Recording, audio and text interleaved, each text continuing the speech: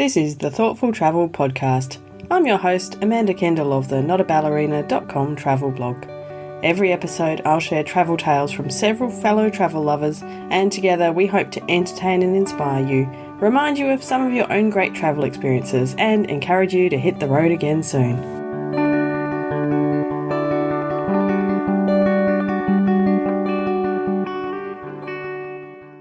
Good evening, Justin.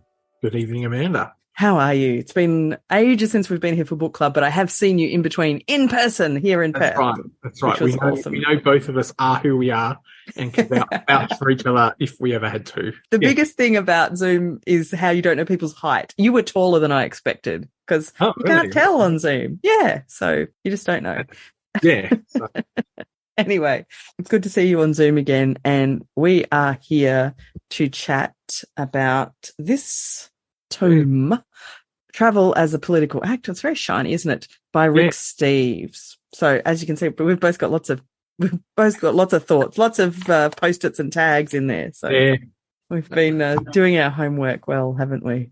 Well, let's start off as we often do with our kind of overview. So Justin, your overall thoughts of Travel as a Political Act by Rick Steves. It definitely is a book that it's not the same style of book that we've read before. So, and I enjoyed it from the fact that I like to know about politics, and in that way around countries, like, you know, I often follow the politics of countries that I've been to and travelled to. So I did get a bit out of that. I think there would be a lot of people who would start reading this book and just go, no. And go back to some of the more storytelling type books. This one's quite a deep book in terms of the facts it's got, and you know, there is obviously his opinion and his way of putting things and stuff like that. And it's a good book in that regards, but yeah, it's a hard thing. It's a hard book to read as well. It's no different to trying to read a textbook or something like that in some ways, or or a history of the world or something like that. You know, that it's quite heavy in parts. There's obviously opinions which you may or may not agree with throughout the book as well. Yeah, look, I'm glad I read it. That's good. And you got to the end. Yeah, and I got to the end, and I kind of found myself agreeing with a lot of the stuff, but not all of it. And we'll discuss further. Given the book has the word political in it, I think that was probably always going to be the case. So. Yes, true. Yes, absolutely. Okay, I agree. Basically, it's in some ways, it's kind of a how to be a thoughtful traveller in a sense. Yeah. So I like that. There's a lot of parts to it that I really like and agree with, which we'll get to. There's a few parts that I had some issues with. Yeah. And definitely, I think I'm not the audience. I think the audience is very much a certain kind of American traveller. And so I found some of the bits were a bit America-centric, I suppose, which is fine because I'm not the audience. But it's probably going to be travellers who typically would do maybe cruise ships or larger tours, perhaps, that do travel, but maybe haven't gone outside their comfort zone. Because I don't think it would appeal to non-people who don't travel. Like some might read it, but you really would need to want to know about what's travelling like to these places. And if you're not really a traveller, you probably wouldn't, it's not something you're going to really get into. But no, it would be probably hard to relate to, I guess. Yeah. But if you're kind of a experienced independent traveller, then it kind of says stuff you know already and might say things that you might kind of disagree with or sometimes roll your eyes at. Yeah, exactly. So really it's that kind of, and it's clearly written for his audience, which is Americans, because he is an American. So everything's compared to America in the book. Mostly Europe, a bit of Middle East, South America, Central America, and that kind of thing. He's comparing it with what he knows and what his target audience knows. And there's some insightful things in there. There's some stuff in there that it's like, maybe not. I don't really 100% agree with that, but, you know. Yeah. But there's still some good parts, which we'll get to the good and the bad, I suppose. So I went away to look at some people who'd reviewed it because I wondered, what other people thought after I was kind of had quite mixed feelings. And so I'm just going to read a little bit from a review that I think sums up quite nicely how I think too. So it was a review from a blog or a website called lotsinTranslation.com. It should be noted that, like almost everything Steves writes, this book is primarily for Americans. Many of his lessons will be obvious to people who live elsewhere. Agreed. And Steves is prone to falling into stereotypes when he compares Europeans and Americans, and not being an expert on anything he writes about, his analysis can be fairly superficial. And of course, there is the trademark cheesy Rick Steves style. I didn't know it's trademark style, but it makes sense. That is inevitable. But I think this book is valuable for voicing some opinions that are likely to be quite unpopular among many Americans, and for doing so in a way that is accessible and friendly. Yeah. I think that sums it up pretty well, actually. Yeah. Right, we can go home now. No. and that's the thing. He knows the target audience he's writing the book to. So, and I think he's probably written it to the audience quite well. Yes. It doesn't mean there's nothing in there for other people, but yeah. You kind of read it the whole time. The whole time you're reading that thinking, why is this? This is obvious, but it's not for the people reading the book necessarily. No. And like 20 years ago, it wouldn't have been obvious to me either. Perhaps if I'd read this before I traveled much, then, when I just traveled a little, then it would have been really enlightening and useful. I've certainly, some of the places he talks about going to, my opinions have changed over the years on all of those places as well, because I had a different opinion of a lot of places, and a lot of it was very much what I thought was right. And now it's like much more cloudier, Yes. Neither side's probably right kind of thing, if you know what I mean. So yeah, absolutely. I take on all of these things. Neither side's 100% right. So, Yeah. That's so true with lots of things. I think when we're like in our early 20s, this is big generalization, but you think you know everything about everything, and you're sure about everything. And the older you get, the more grey areas everything gets. So actually one of my favourite things, I must say, that endeared him to me is early in the book, he explained that when he started running his tours to Europe, he actually ran them you'd have a group of travellers, but he didn't even make hotel reservations. They would just show up, and, part of the trip was, finding somewhere to stay, which I thought was actually very endearing because, I love traveling that way, especially, 20 years ago, very pre-smartphone. I always traveled that way. But he said people didn't like it very much. So he had to start making reservations. But the fact that he started out that way kind of shows some good intent to me. Yeah. I think, it's a kind of baby step. You're in a tour, but not everything's already organised before you get onto the tour. Yeah. And, you can get by if it's not. I get that. You probably get it all the time as well. Like people I was talking about booking some flights, and I had to book a couple of separate flights, and they're not going to be connected and everything like that. And people go, "Oh, what happens if this happens?" I'm going, "Well, I've made sure I get from the main point to the next main point. And if the local connections get stuffed up at the end or something like that, I'll make sure I got money to book a hotel or pay for another flight." So you can plan these things around. Now, not everyone would be able to do that, but there are people they have a list that they'll have accommodation if they're not planning. I know people who do a little bit of research for the cities they might travel through just in case they get stuck there. Where's the hotel or whatever, or sometimes, I've been stuck in places and you just ask someone and next they'll find you somewhere to stay. And that said, I'm very much a plan ahead and book kind of person these days. Look, I think also I'd like to be the other way, but I don't know. I value my time and where I'm staying. And I think the world has changed a bit. I think it's harder to travel more spontaneously. I mean, maybe in certain areas and certain circumstances. Like if you're backpacking, you're in Southeast Asia, you can probably just really just wing it and turn up and there's a room at the hostel. But in so many other situations these days, it is much harder to just really wing it. And because everyone else is booked because they've got, they've used their smartphone, even if it's only a couple of days before, but they are kind of booking ahead. So I think that's the other thing is when everyone's just booking as they go, then there's lots of availability. But now that availability is not there because people are able to book from halfway around the world, and you're kind of then left with the places, the scraps. And sometimes you might find a gem in those scraps, and other times you won't. But no, I feel a bit the same. I tend to book most things. It's not very far in advance, but unless it's for some special reason. But things can go wrong. I've had things go wrong, so always things go wrong all the time. I've got another episode coming out soon about things going wrong for people because my listeners love hearing about when things go wrong. So that's the consolation. I just wanted to run through what I liked about in the first chapter, that he had a kind of a general how to travel, which really kind of is very, along the lines of my thoughtful travel and stuff as well. So it was like travel with intention, connect with people, be open-minded, take history seriously, overcome fear, go beyond your comfort zone. And then a couple of things that I would probably rephrase, but he talks about understanding. Oh, no, I mean, this is true. Understand that the American dream isn't the only dream, and seeing the rich/poor gap for yourself. I mean, I think that there's a better way to describe it, but I see what he means. So recognize your own privilege and see what other places are like. And I think like the American dream one was what it was sold as, I guess, probably as a way to get some of the immigrant workers in, and, these people want to share your dream, everything like that, and live in the best country in the world, blah, blah, blah. And, but it doesn't necessarily apply to other countries that are already on the same footing as where America sits with terms of its economy and.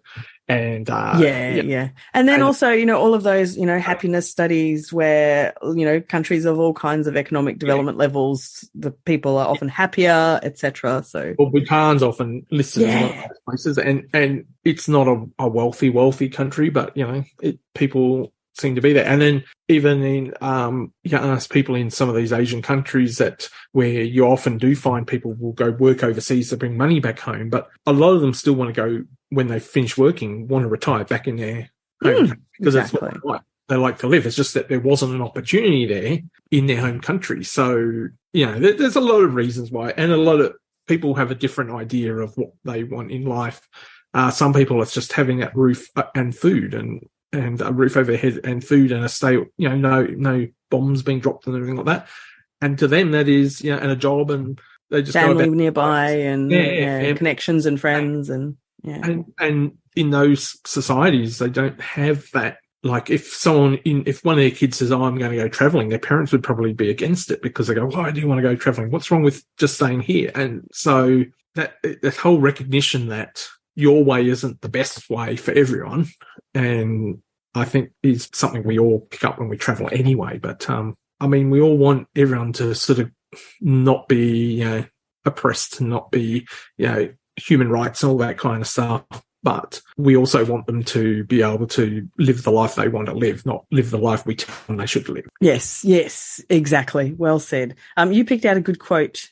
That was early in the book too, and I thought, geez, this is almost like Amanda wrote it for her podcast. So, and it's in the preface, I think, of the book, based on the page number here. But the quote was, "Thoughtful travellers do, as in travel, to have enlightening experiences, to meet inspirational people, to be stimulated, to learn and to grow." And I'm like, well, that's pretty much why I travel. So, and he uses the phrase "thoughtful travellers," so we've got to like him for that. So I thought, geez, it's definitely, it's almost like I had a look on your website, I couldn't find it, so he didn't steal it from you. So. No, and I didn't steal his either. But it's I mean, he's got the right idea, so this has got to be a good thing. So now I think I'm going to skip straight to the meeting people section. So I thought he talks about meeting people throughout the book, but he sort of has a section on it. But then throughout the book, it's littered with stories of people he's met from his travels. And I do think he genuinely does seem to do this very well. Although I found it funny, he admits somewhere in the book that he doesn't speak any other languages and always, pays a translator. And I kind of thought it wouldn't be bad if you tried to learn something. Yeah. But maybe he has and he just didn't say it. I don't know. One thing he said in that chapter was, with the right approach, meeting people, whether over beer in an Irish pub, while hiking Himalayan ridges, or sharing fashion tips in Iran, meeting people can connect you more thoughtfully with our world. Yeah. But the other part he says to that, which I found interesting, this was actually in the El Salvador chapter later, he said, "A good traveller needs to be the extrovert." And I would take issue with that. What do you think? Look, I think there's definitely cultures where, you definitely would need to be more of the extrovert. I'm not extroverted. I'm very introverted. Whether people believe that or not, I don't know. But I certainly, though, am more extroverted when I travel. So I'm much more likely to go talk to someone when I'm traveling than I would just in my day-to-day life. Unless there was a reason to talk to them, like someone's serving me coffee and they ask me how my day is and have a bit of a chit chat or something like that in my day-to-day life, I wouldn't normally go out of my way, whereas I'm much more likely to ask someone something in the streets of a foreign country or something like that if I need to. Mm-hmm. Sometimes I need, sometimes it's not. Yeah, but there are countries where certainly I'm thinking of some of the Southeast Asian ones, like where the locals are very extroverted and very forward, like. It's a long time ago now since I was in Vietnam, and I was asked numerous times if I was interested to marry one of their daughters or not married. And so that sort of thing, like I'd never say that to someone in Australia, you know. No, that's true. To a stranger particularly. Yeah, to a stranger. You know, in Vietnam, it was like they'd ask you all about your life, and my friend who I was traveling with was engaged, and they're like, "Oh, well, what about you then?" I've got, and so the conversation, and they weren't awkward conversations or anything like that, but you would just never. That's kind of one of the few times where I can think of where, unless people are trying to sell something, that you kind of got an insight into their life, and you didn't have to lead that conversation. Whereas a lot of the time, I think if you want to know a bit about that person, that's when you've got to kind of lead the conversation. Yeah. I'm curious. I want to just ask one more question. So I'm fairly extroverted, especially when I travel. I mean, I just like to talk. And so that I find that okay. But as a more introverted person, Justin, do you find that you have a bit of a different personality when you travel and you find it easier because like you don't know anyone and it's like no one expects you to behave in a certain way? Or and I think I might have mentioned this in one of your podcasts ages ago. I can't remember, but I think they're in like the hundreds or even before the hundreds. Years ago.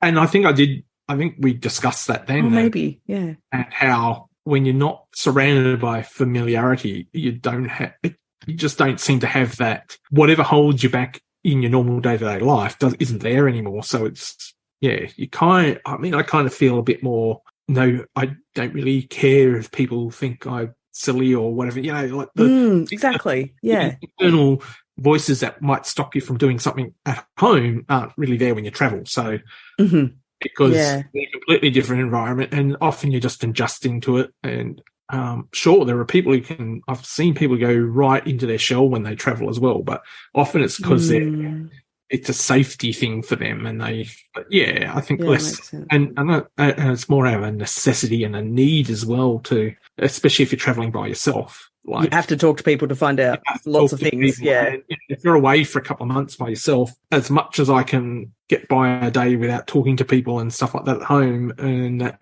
you kind of the loneliness will then set in because you always know at home you can call someone if you did need to talk to them or whatever. So sure, yeah.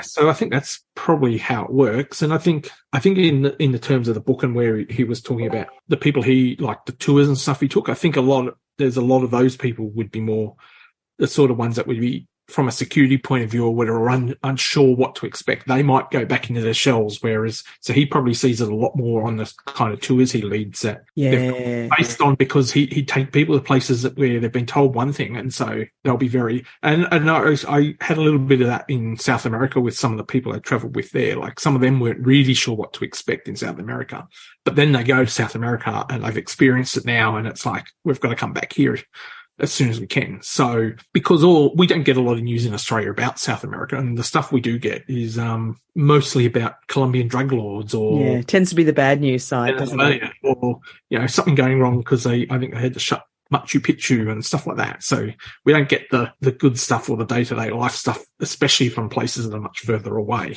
So, and I think that's probably applicable to everywhere in the world. You get to know your neighbours, but beyond that, far less so. Yeah. I do feel like, especially South America, there's such a gap that it's almost as though it doesn't exist here. Yeah. And most parts of Africa as well. Africa as well. Yeah. So, we kind of get Asian news because that's our neighbor, and Europe and America, perhaps, I don't know, to some extent, but, it's interesting, isn't it? Okay. Speaking of Europe, actually. Yeah. Let's move on to one of my favorite topics, which is Denmark, the country.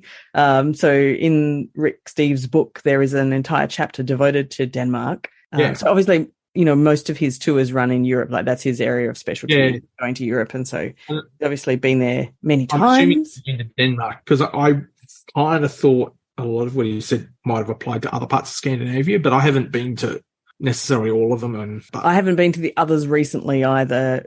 I kind of know a bit. Yeah. So, I mean, yeah, my experience of Denmark did concur with his as well. Yeah. So I'll give you a couple of things that I liked about it. So obviously, he describes it as being much more socialistic, which it is, obviously. And he contrasts that with the very individualistic nature of the US, which fits. And I liked what he said. He was chatting, actually, this was a Swiss friend, but same kind of thing. So he makes a lot about how much higher taxes in Scandinavia, Switzerland, etc. And so his Swiss mate says, "What is it worth to live in a society where there is no homelessness, no hunger, and where every child, regardless of the wealth of their parents, enjoys equal access to quality healthcare and education?"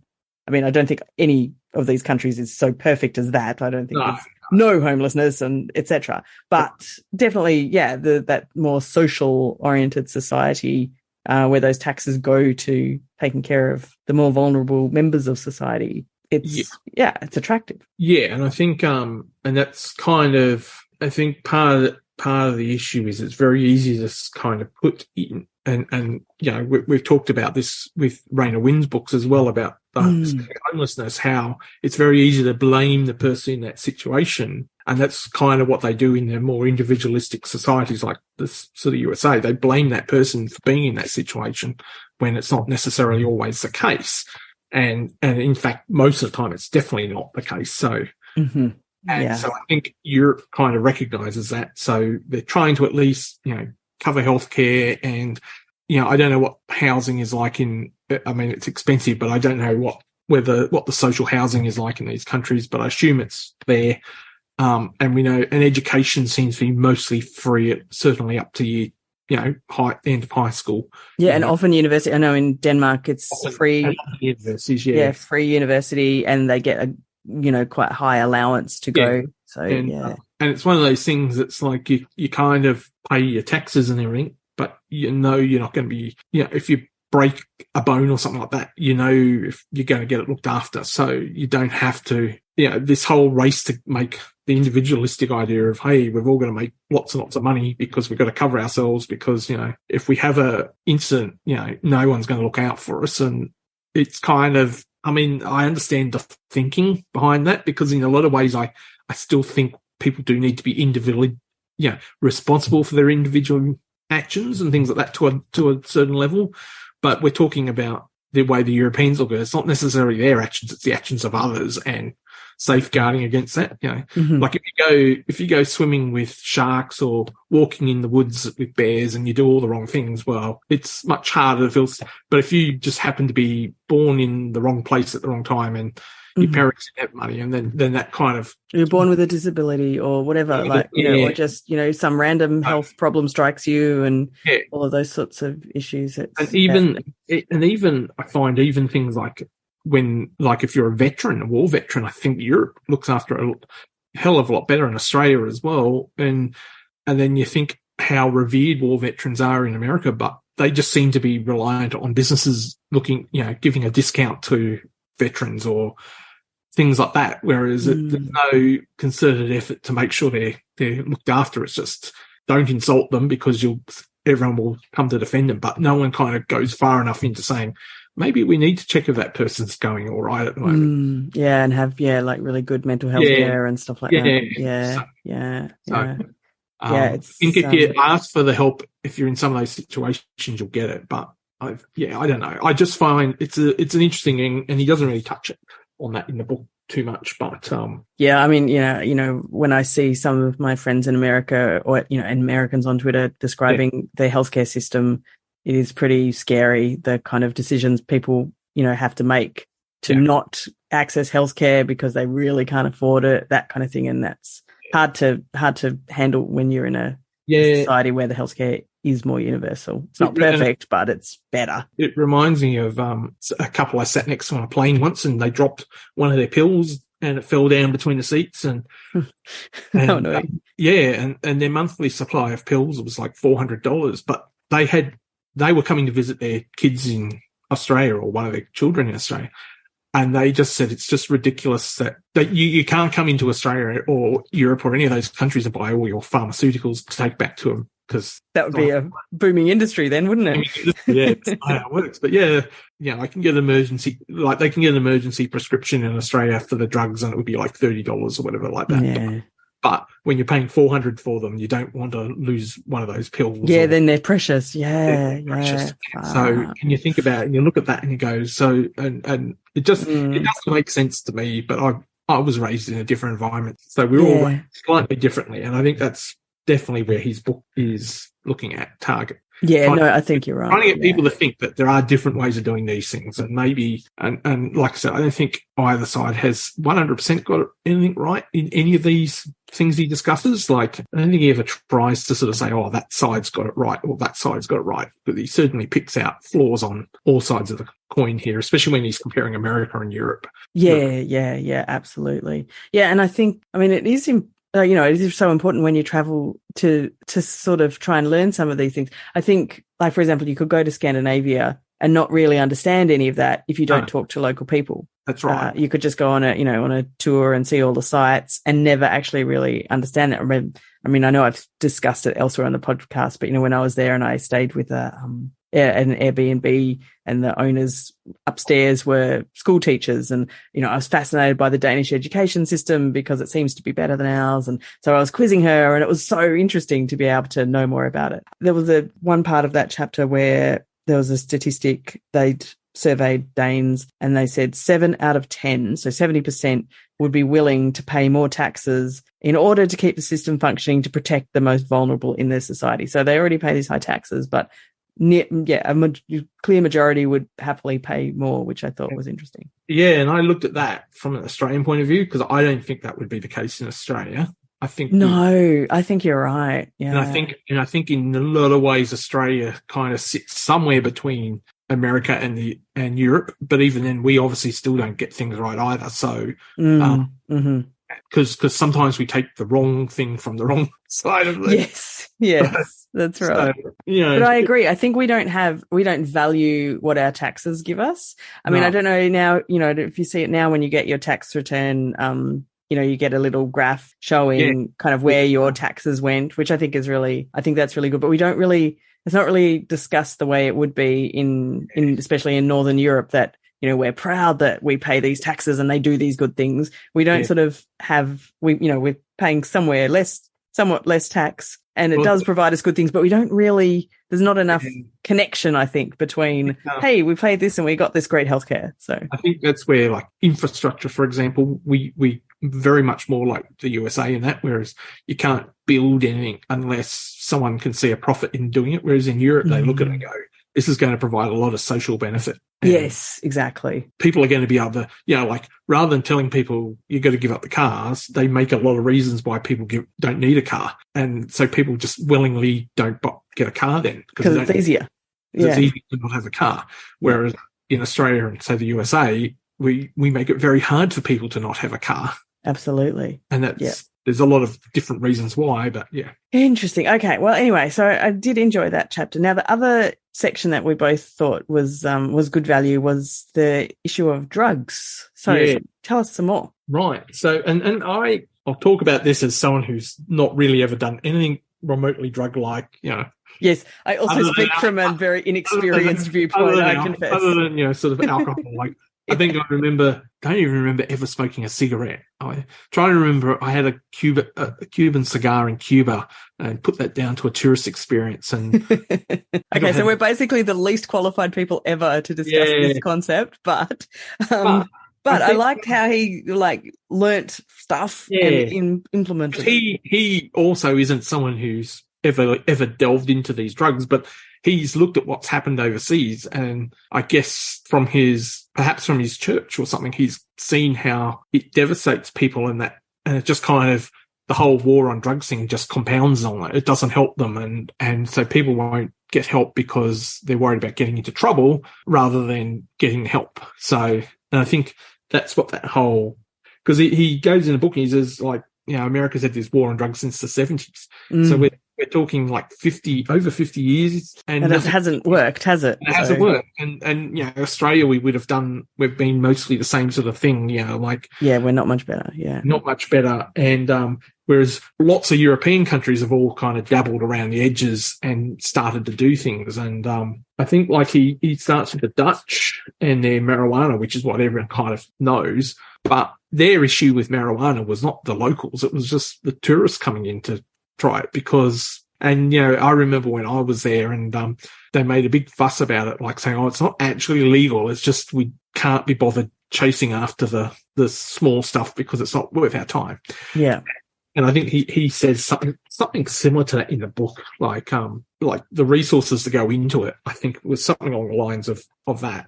And so the reason I've kind of taken an interest in that is because where I live, they've started doing a lot of this. We've started to do a lot of drug reforms. And so. Yeah. So just for international listeners, Justin lives in the ACT, the Australian Capital Territory, which is a little bit special compared to many parts of Australia. So. Yeah. And Canberra being the capital, which I'm sure all our thoughtful travellers know because, they would know that. Yes. They would know that, not think Sydney, but anyway. True. Yes. So, and being a self-governed sort of territory, so a bit like Washington DC in a lot of ways, but we also, so it's a territory with a government that can be overruled by the federal government more so than the states, but they haven't really stepped in on any of this yet. And on the whole, the population is probably more progressive leaning than, and it's a relatively small population, I guess. Yeah, about 500,000. So so we've started to do things like, so marijuana was, I think it was maybe in the late 90s, we did what was called decriminalisation. So I think it was late 90s. Right. Yeah, so you just got fined if you had small amounts. Okay. And then just before COVID, they've gone, we're not even going to bother with that. I think they had less than 100 fines or something in the calendar year, and it was like, and why bother there any? Yeah, the police weren't going out of their way to find people with these drugs in their hands. And most of the time, if they found them, it was more because of other reasons, like a domestic dispute, or so they just found them, came across it incidentally, and then it's So they've gone from, they went decriminalisation, and then they didn't legalise it as such. They've legalised possession of small amounts, I think is the word. I could be wrong, on that, but I don't know. It's like a certain amount by weight, and I don't know that number off the top of my head, but I do know the 2-plant rule. So you can grow 2 plants in your backyard if you want to. 2 plants, okay, right. Yes, interesting. You can't buy them, you can't sell it. Okay. It's a bit like the Dutch situation. Yeah, so it's very much like the Dutch situation. But before they did this, there was all this, everyone's just going to start smoking marijuana and we'll turn into the drug capital of the world, blah, blah, blah.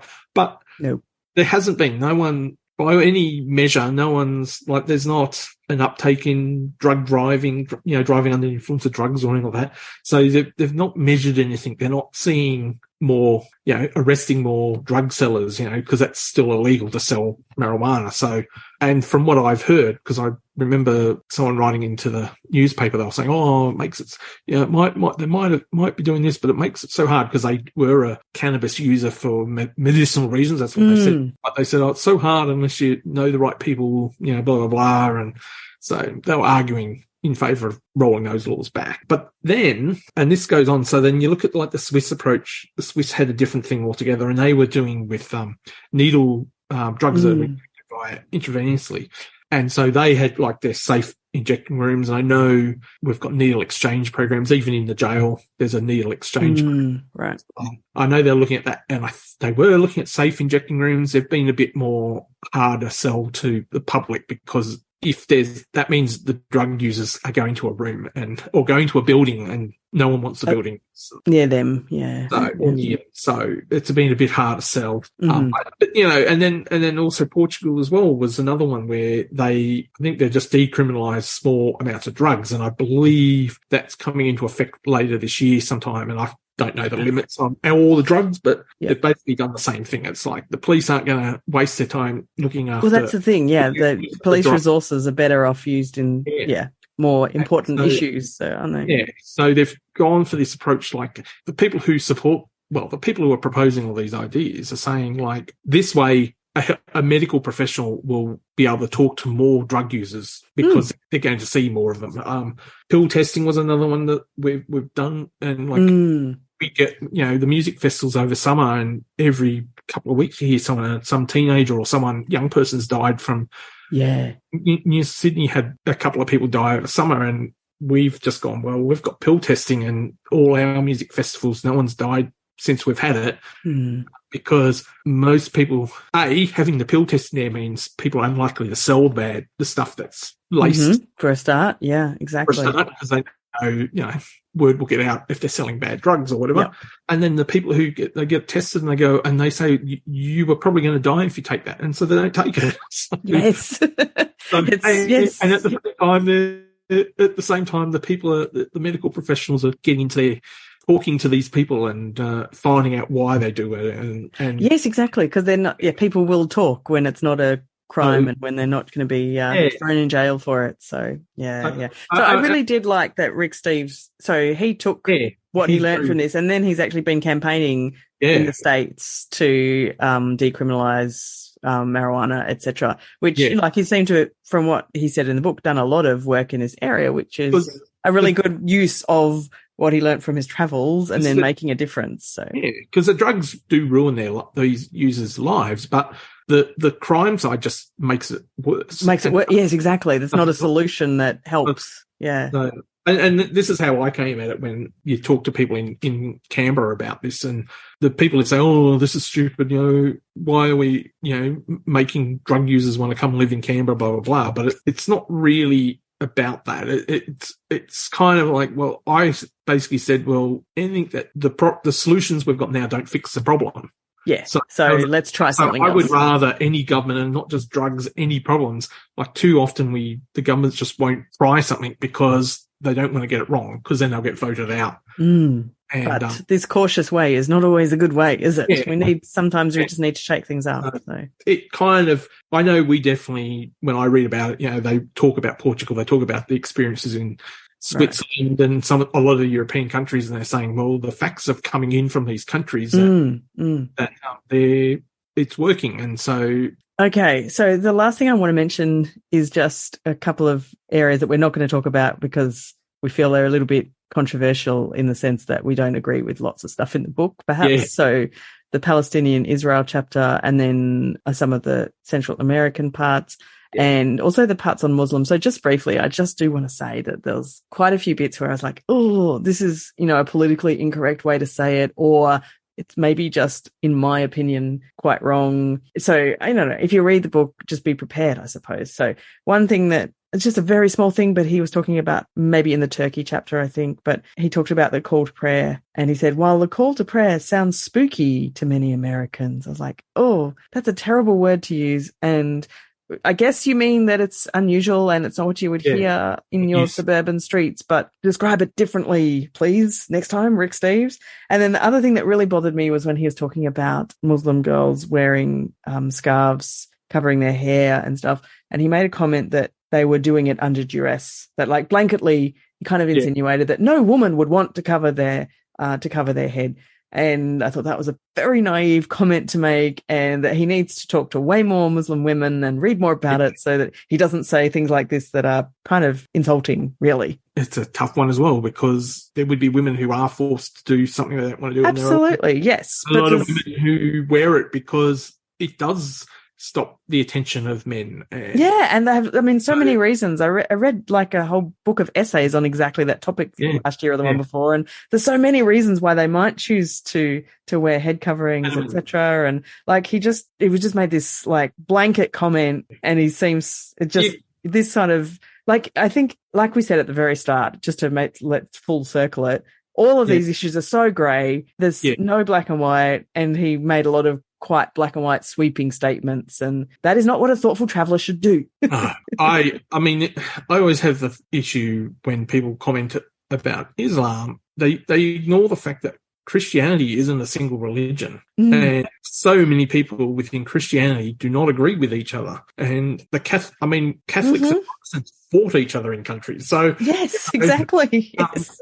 So why would you then carry that over to think that all Muslims would somehow think alike when Yeah. I'm certainly no expert in this, but I mean, we know there's Shia and Sunni Muslims, but I think there's like 70 something different types of Islam, and they'll all object to being the true version and whatever. And certainly Sunni is like accounts for the vast majority of Muslims, but just layer in so many other things. You layer in the country they've lived in, their family background. Like this, of course, everyone's going to have different versions and different opinions about, you know, some of these teachings and everything. And just like everything's so grey. And, you know, it's like, I just didn't like his black and white thing. Malaysia, for example, which we've both been to Malaysia, they're nothing like Muslims in the Middle East. Exactly. So, yeah. Exactly. It's the blanket statements just never really sit comfortable. And you know, we could sit here and make blanket statements about, say, Americans or Europeans or Australians as well, and they're just not true. Sometimes there's something in there that's like a little bit true and it gets twisted around, and it's not helpful to just assume that's what everyone is like. You know? Yeah, exactly. So that's my caveat. There's lots of good stuff in this book, but there's quite a few chunks that feel like that, and I did a bit of eye rolling. So. Even in the Central America stuff, I wasn't really sure what he was trying to say in those sections, because I know what you mean. It's a bit hard to understand what he was trying to say in those chapters. So anyway, people should read it. And I mean, I actually really did enjoy reading it, I have to say. I didn't like the eye rolly bits, but there was some really good stuff, and the fact that there's kind of a handbook for thoughtful travelers aimed at people who are traveling but not yet very thoughtful about it. Like, that's actually fabulous, really. And the final chapter is kind of this good summary, I thought, of what we can learn from travel and also what we should do with this knowledge once we come home. Like, I really like how he had lots of ideas for, you know, learn stuff, and then what can you do about it? You know, do you tell people? Do you get involved? Or, you know, that was really nice. I really liked that. And he had a breakout box that said, for a high contrast look at your own country, leave it. Yeah. And I thought that was, you know, that's so true. You learn a lot about your own country by leaving it and seeing how other people live. And so that last kind of chapter, I really liked a lot of that. Oh, yeah, certainly. I would say that he's definitely he's doing things in mostly the right way. The intentions are there. And the intentions are there, and, you know, no one's going to be perfect on any of these things. And he's also, like I said, writing for an audience. So it's whether he thought about the way he wrote some of those things, or whether that's just his own, because that's where he comes from. That's how they write it. And he didn't think that it was necessarily that offensive to write that. So, absolutely. It's hard to know. I feel like I really want to interview him now. I just use an example like Australians. I think we generally will probably swear a lot more than a lot of other people, and we don't get offended by that. And I'd even write it in a message, put a swear word in a message and things like that. And I'm sure I've even sent an email at work with maybe a swear word in it. Totally, yes. And it wouldn't, but someone outside Australia reads that, they would potentially be offended by that. So absolutely, it's a very good example. Quite possibly similar style thing. What's kind of acceptable to the target audience of the book, he's also writing it to. And maybe there's a little bit of getting them on side and getting them to sort of, I like this guy, he's really good. And then you know, puts them in and he starts hitting them with some of the harder, more thought-provoking material as well. So that's so true. It might be partly strategic. You're quite right. So you're right. You'd have to interview him and find out. And I'm going to ask.